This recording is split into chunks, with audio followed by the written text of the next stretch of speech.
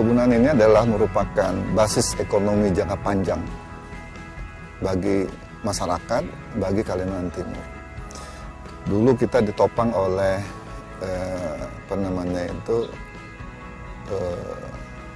komoditi di luar sawit, kakao. Kita kakao kan dulu sempat ekspor dulu waktu kita gabung dengan dengan Kaltara ya. Itu kakao Kaltim itu yang terbaik. Dan itu memang khusus ekspor ke Eropa. Nah, selanjutnya merica, lada. Lada kita itu adalah lada terbaik. Tetapi dua komoditi ini kemudian ya mengalami penurunan. Dalam tanda kutip penurunan artinya bahwa tidak menjadikan leading. Kenapa? Karena memang ketika sawit masuk di tahun 70 berapa itu ya. Nah, itu masih belum boom lagi sawit itu. Ketika sawit itu sudah menjadi komoditi ya, industrialisasi yang berbasis sawit, maka sawit ini mulai meledak, naik. Nah, kita mulai melihat bahwa prospek sawit itu ke depan itu sangat bagus sekali. Sehingga kita menyediakan lahan untuk sawit itu dulu Pak Gubernur Pak Suwarna itu menyediakan 1 juta hektar. Kami menghitung 1 juta hektar itu tidak cukup ya untuk menopang ekonomi Kaltim. Kami mengajukan waktu itu 3 juta hektar. Alhamdulillah ya gagasan 3 juta hektar itu terakomodir di tata ruang. Nah, dalam 3 juta hektar ini itu prospek untuk ke produk industrialisasi, industri hilir dari sawit itu pada saat itu sekitar 100 turunan. Sekarang udah lebih dari 100, mungkin ribuan turunan itu untuk sawit itu. Yang paling prospektif adalah untuk bioenergi, biofuel, biodiesel. Ya. Itu yang paling. Ternyata tidak hanya biodiesel dan biofuel, ya, tetapi sawit juga itu untuk kosmetik dan lain-lain. Dan ini memang prospek perkebunan ini ya basis ekonomi kita. Karena kalau di pangan kita nanti dulu, gitu ya.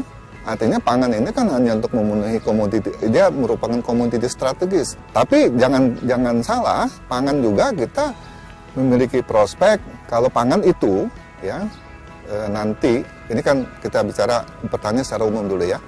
Pangan itulah karbohidrat dan protein, maka Kaltim itu bisa swasembada pangan. Karbohidrat kita dari macam-macam. Ya. Dari perkebunan pun ada, ya, dari ubi kayu, kalau kita lihat protein, kita punya ikan banyak, ya, bisa kita kelola semua. Jadi Kaltim ini adalah merupakan provinsi yang memang lengkap, ya, lengkap memiliki dari aspek perkebunan, aspek pertanian pangan, dan lain-lain. Sawit ini adalah komoditi masa depan dunia, yang nantinya, ya, ketika minyak bumi itu habis, maka yang berkuasa terhadap energi minyak itu adalah Indonesia.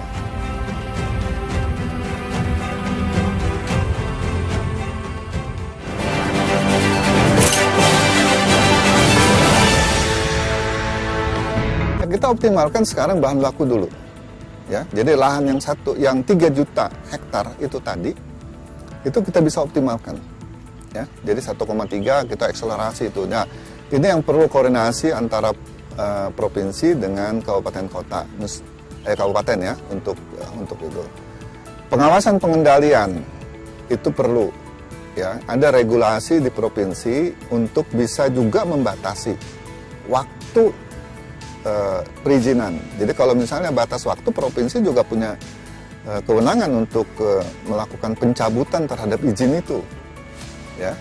Karena ini kan terkait dengan regional planning, ekonomi regional kita, ya, ekonomi provinsi. Kalau tidak begitu, kalau kita biarkan dengan seperti sekarang ini, ya sampai nanti pun tidak akan. Jadi ada keterlibatan semestinya, ada keterlibatan politik. Nah, ini yang belum ada payung hukumnya, ya, bahwa nanti provinsi boleh memberikan rekom atau memberikan apa namanya itu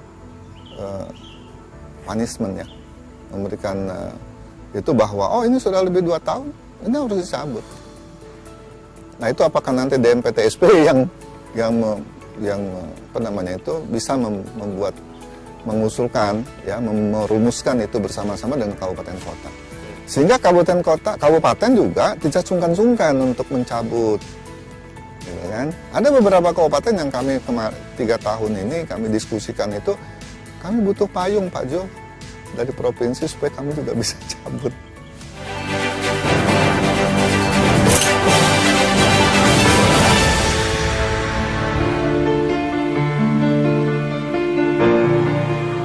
Prospek pengembangan perkebunan kelapa sawit di Kalimantan Timur saat ini digadang sebagai sektor yang akan mampu menggantikan potensi sumber daya alam tak tergantikan seperti batu bara dan migas.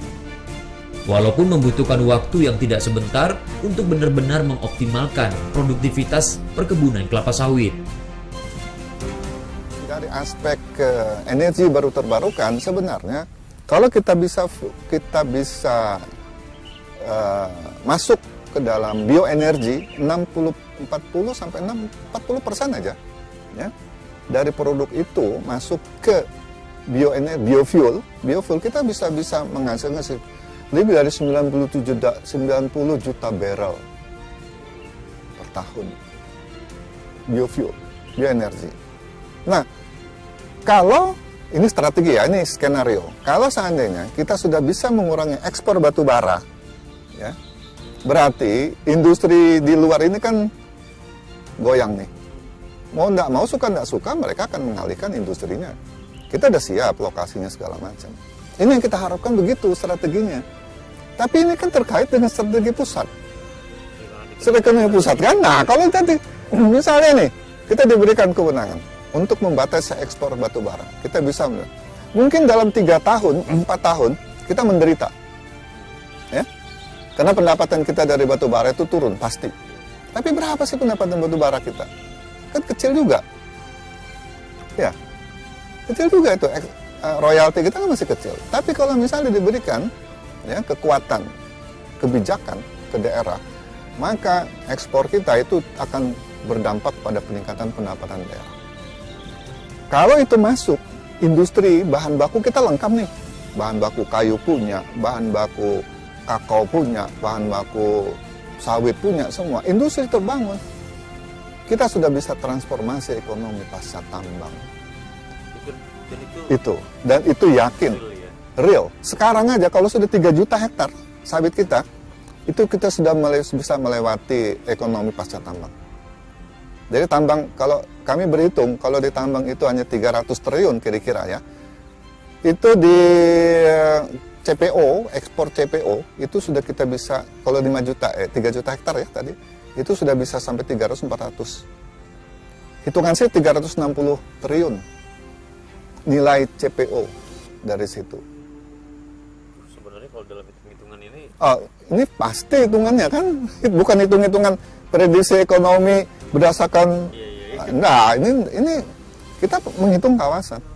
Dan ini hitungannya, hitungan apa namanya itu, bukan hitungan prediksi, tapi hitungan berbasis istilahnya geospasial ya, geospasial ekonomi. Jadi kalau sudah ada peningkatan luas lahan, pasti ada peningkatan produksi, pada ada peningkatan ekonomi.